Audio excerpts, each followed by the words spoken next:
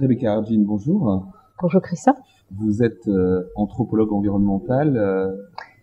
Effectivement. Est-ce que vous pourriez en quelques mots nous décrire les contours de cette pratique, l'anthropologie environnementale?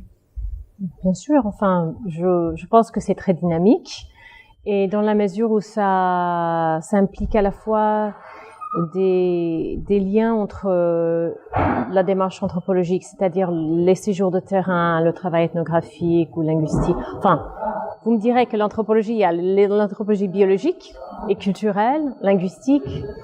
Donc en fait, l'anthropologie fait partie des disciplines un peu schizophrènes où il y a à la fois la science et les critiques de la science. Mais les démarches anthropologiques, qu'on soit primatologue ou ethnologue, impliquent du long terme. We can start over, non? Ah, on peut continuer. Ok. Alors, l'anthropologie environnementale, je répète, l'anthropologie comprend et la science, les démarches scientifiques et les critiques de la science. Alors en fait, c'est une discipline qui me plaît beaucoup. C'est un peu schizophrène, mais je trouve que c'est très producteur. C'est tension à l'intérieur de l'anthropologie. Et les anthropologistes environnementaux peuvent être des gens avec des démarches très empiriques du genre combien de calories consomment ces gens dans la journée, quels sont leurs circuits, comment est-ce qu'ils sont en train de réguler les problèmes écologiques et énergétiques de leur contexte. À la fois, l'anthropologie environnementale peut être plutôt liée à la géographie critique, la consommation des endroits par des touristes, enfin la construction des patrimoines. Donc c'est à la fois qualitatif et quantitatif. Ça me plaît énormément.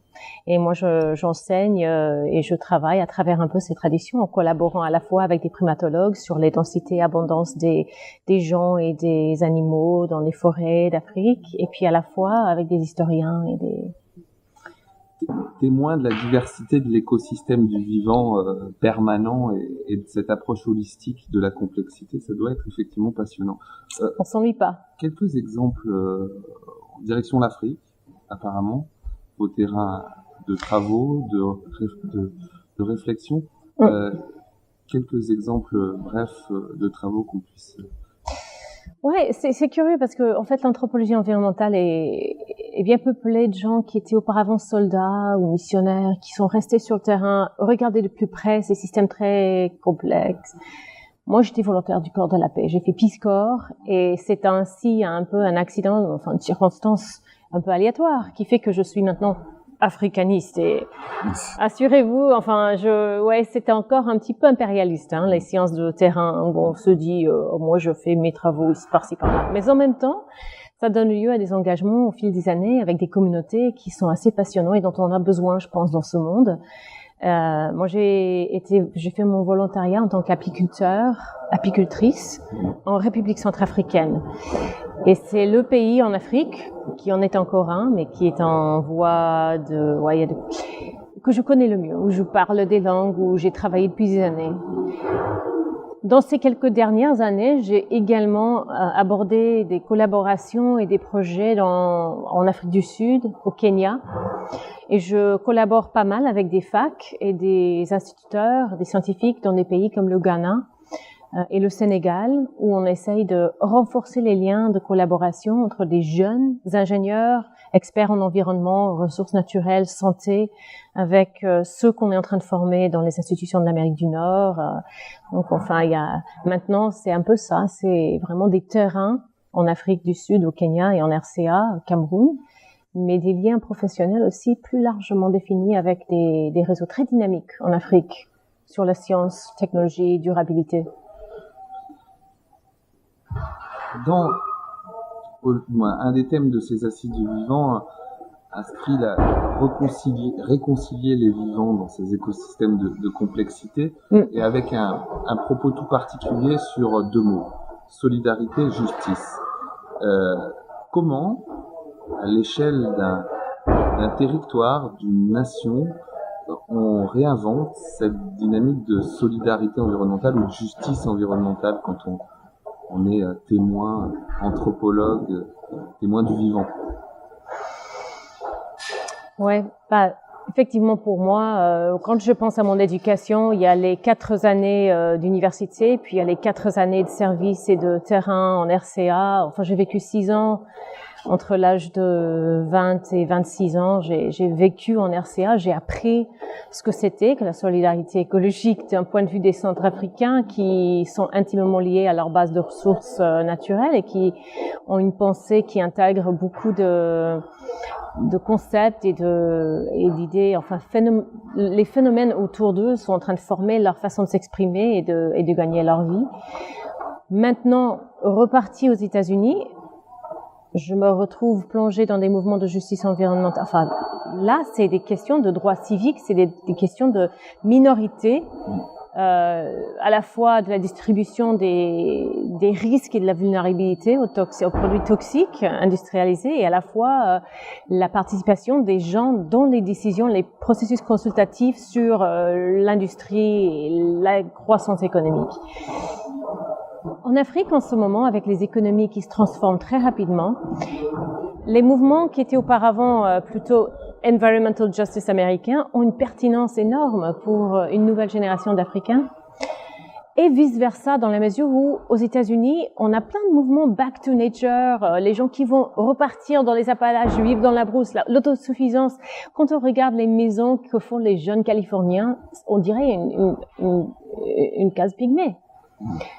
Alors, en fait, je pense qu'il y a une pollinisation à travers les deux endroits qui est très, très fertile et qui donne lieu à différents mouvements sociaux dans les deux endroits. Et moi, j'ai la chance de pouvoir me nourrir des deux contextes et servir de pont, justement, pour mes étudiants, pour mes collègues, de manière à ce qu'on puisse regarder tout ça. Quelle belle image quand vous parliez d'apiculture que la pollinisation des savoirs. Tout à fait, ouais. Et polliniser les savoirs. Juste une tendance essentielle que j'aimerais questionner avec vous au cœur du vivant, ce qu'on appelle la révolution numérique, la HEMERS, la biotechnologisation et le progrès scientifique générant les prothésies, voilà, l'univers de tous les possibles, soi-disant, mais peut-être aussi l'univers de tous les futurs impossibles du vivant. Quelle lecture vous avez, vous qui êtes entre les États-Unis, ouais, producteurs du numérique par excellence, et l'Afrique, où on voit bien arriver aussi ce regard sur la télécommunication internationale Oui, en fait. Et non.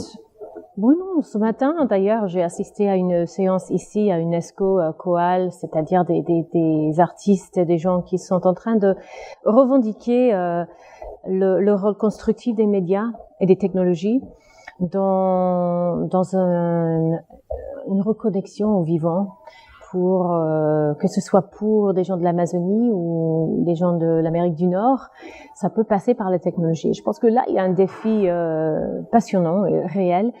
Bon, effectivement, la notion de se quantifier, de pouvoir quantifier de plus en plus tout ce qui se passe dans son organisme pour atteindre la santé, c'est à la limite, ça nuit à la limite à notre capacité à absorber et ensuite devenir un reflet de ce qui nous entoure. Et je parlais tout à l'heure de la phénoménologie. Ce sont des approches en anthropologie qui vont expliquer pourquoi la langue d'un groupe habitant les collines de Papouasie-Nouvelle-Guinée va avoir des sons qui font penser à certains oiseaux qu'ils connaissent dans leur environnement. C'est-à-dire que nous devenons ce qui nous entoure. Comment est-ce que le numérique va nuire à tout ça? Est-ce que le numérique? Pas forcément. Et les artistes et scientifiques qui sont là parmi nous pendant ces journées de travail sont justement en train de rechercher des modes d'exploitation des technologies du digital pour ensuite réanimer la connexion à ce qui nous entoure. Moi, j'ai beaucoup d'espoir par rapport à tout ça. Mais je dirais aussi que hier, dans la cantine, on a discuté avec un écologiste qui travaille à la fois sur les effets de changement climatique sur les forêts et sur les océans. Et il disait, en fait, ce qu'il faudrait, c'est qu'on change de comportement au niveau de l'alimentation. Il faudrait que les gens simplement mangent un peu moins de viande, c'est tout. C'est pas une question de... Mais en fait, ça passe pas, ces messages-là ne passent pas. Et j'ai pensé un petit peu à à des frontières justement d'inquiétude et d'implication entre justement la machine biomédicale. Moi, j'ai des très chers amis qui sont chercheurs en cardiologie, neurologie. Eux aussi, ils sont bouffés par un système de recherche et de soins qui est très demandeur. Et en fait, ils sont assez déçus parce que même quand leurs patients, leurs clients comprennent bien qu'il faut manger moins de viande, par exemple, ils ne le font pas. Alors du coup, les environnementalistes et les docteurs ont des alliances à forger par rapport à des changements au sein même de nos foyers, au sein même de nos sociétés, vis-à-vis de ce qu'on voit chez, par exemple, les pygmées. Les pygmées qui, paraît-il, à cause des phytotoxines qu'ils consomment dans l'environnement autour d'eux, ont moins de cholestérol, moins de maladies cardiovasculaires, et dans la mesure où ces maladies-là se répandent dans le monde entier, on cherche du nouveau pour pouvoir faire passer le message à la fois pour les pygmées et aux pygmées, et à la fois aux gens de Pittsburgh ou Paris qui sont en train de faire des crises cardiaques sans cesse. Alors je pense qu'il y a de l'espoir, mais il faut faire ces ponts-là. Continuons à tisser au cœur de l'écosystème santé alors. Merci. Tout à fait. Merci beaucoup Rebecca. Je vous remercie, Christophe.